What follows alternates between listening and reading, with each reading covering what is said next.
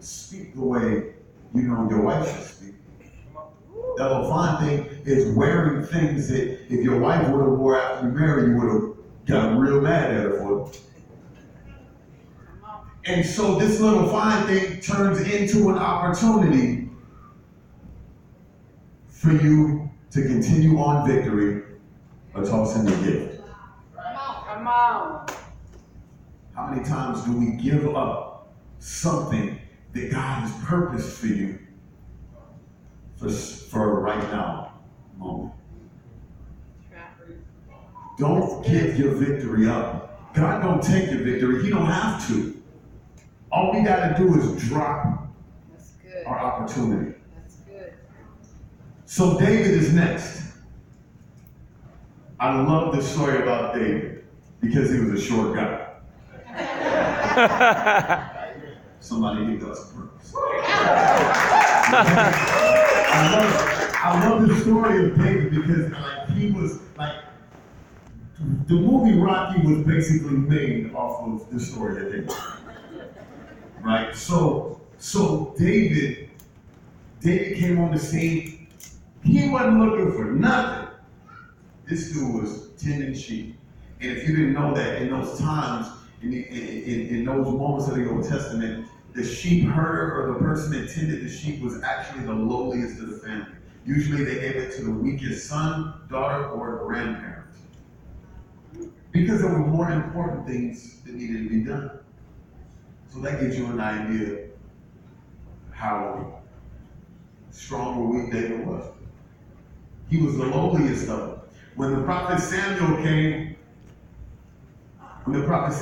he told Jesse, David's father, he said, hey, bring on your sons. I'm gonna anoint one of your sons as king. Jesse got super hype. And Jesse was like, okay, cool. So I'm gonna bring all my sons. He brought all of his sons, but one. How messed up does that feel? Knowing that your family has an opportunity to have the next king, and you're the only one that it is not called. David was tending the sheep. Next thing that happened, Saul was like, all these guys, no. The funny thing is, well, I get to that later. Goes through all the older sons. Said, no. You got something? You got anything else? You got some on the clearance record, something? Anything? And he's like, oh snap! I do got another kid. That's like the defect or something. Like, oh, I got the messed up one in the back. I'm not bring it out. You know what I'm saying? Like, that's the way Jesse treated David. It was like, you just became like the T-shirt with one short sleeve and one long sleeve. Like, it was weird. So he's like, okay, I do got another son. He's tending his sheep though. Samuel says, I'm not leaving until you bring him. So he goes to get him. David comes. The moment he stepped, the Bible says the moment he stepped in the area, Samuel says, that's it, that's the one. So David continues to go on. And I want to spend just a little bit of time with this. David goes on. Guess what happens after the prophet Samuel says, I've anointed you king, pour oil, everything. I've anointed you king. Then David says, all right, bro, go back to tend the sheep. We ain't got time for this. Go tend the sheep. So I try to look at it from my perspective. If somebody came to me and said, I'm going to give you a Fortune 500 company,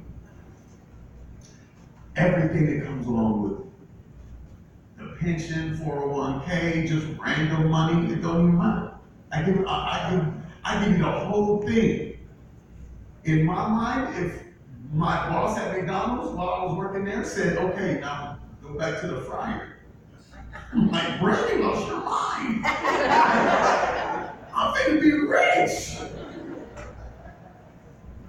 But David, not looking for anything, even in the midst of having everything offered to him, said, okay, care of sheep. Come on. See, in our mind, we're like, okay, let me read a book. Let me figure out how to be king. Let me figure out how to run stuff. Let me figure out how to do this. Let me figure, okay, so this is how you manage people here. And God said, just go take care of sheep. So later on in the story, Saul, because the spirit, the anointing left Saul, the spirit of God left Saul to be king, and God replaced it with these tormenting spirits. Right? He replaced it with these tormenting spirits. So Saul and his people are in a room, and they're like, okay, well, what do we do? Well, what's next? One of his guys is like, hey, I know a guy. He plays music. He's a man of worship. He's a man of war, and he's a man of God. God is with him. King Saul was like, hey, bring him. David spent all of his time doing two things at this point. He spent time giving sandwiches to his brothers when they were in the military and spending time with the sheep.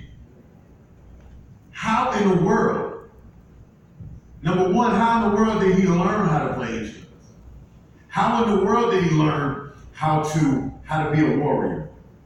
How in the world did he learn to have all of these things when he was taking sandwiches to his brother and tending the sheep? Your time with God will surpass any book, will surpass any meeting, will surpass anybody trying to pour anything into you. Your time with God will always surpass that. Because David, all he had was time with God. Yet his time with God prepped him to go to the king's court and say, hey, I do know one thing. I know how to worship.